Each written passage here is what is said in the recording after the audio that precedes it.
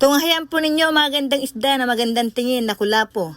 Ang ipakikita ko po sa inyo na sadya naman po talagang bagong-bago. At ayan po ay huli po ng aking anak na dayo po at napakalayo po ng kanyang pong pinuntahan. Alas 12 po ng gabi siya umalis, nang dumating po siya ay alas 8.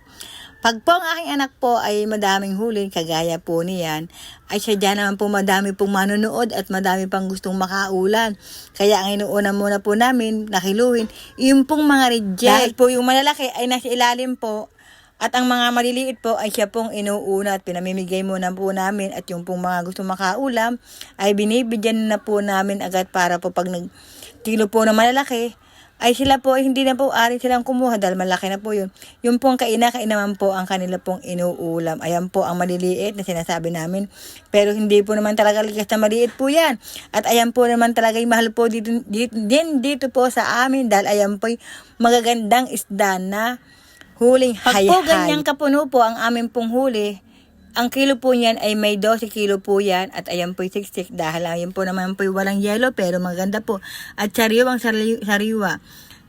Hindi ko na po isa-isahin ang mga pangalan po ng isda at alam ko naman po sa araw-araw ko pong aking binibideo at nilolong for video ito ay alam nyo na po ang isda, sa inyo naman po siguro iba, sa amin po ay magkakaiba po tayo ng tawag. Ayan po ang tatay niya at ang asawa ko at ang aking anak, ang aking pong hipag na mga nangungulam po, nakabantay po. At ang mayan po, nabidyan na po bago po kami nagkiluhan.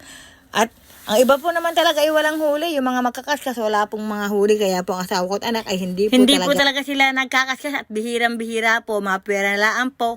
Wala pong pamain na tamban ang aking pong asawa. Kadalasan po puro ganyan po lagi ang hinuhuli nila at sila po ay dumadayo. Pero hindi po lamang silang dalawa po nakakahuli ng ganyan. Pati po ang aking pong balay. Tingnan nyo naman po kung gaano po kadami ang manonood. Pag po meron po mga kaunting huli at sila po ay natutuwa dahil kagaganda po talaga ng isda. At sabi ko nga po, kung gusto nyo po makatikim ng ganitong isda, ay dito po kayo pumunta sa Baybay Dagat ng Barangay.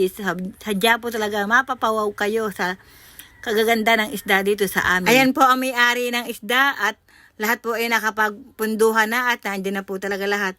Ang mga magbabangka dahil ang aking pong asawa at anak, pinakahuli po silang dumadating pag po mayroon pong hayhayin. Yung po makakaskas, maaga po silang dumating. Ayan po ang mga senior na mangungulaham. At pag po talaga may huli, bakit hindi po ba sila bibigyan? Dahil sila po may senior po talaga. Tingnan niyo po, tuwan-tuwa na sila sa ganyan pong mababakaw nila dahil sila po ay may pang-ulam na.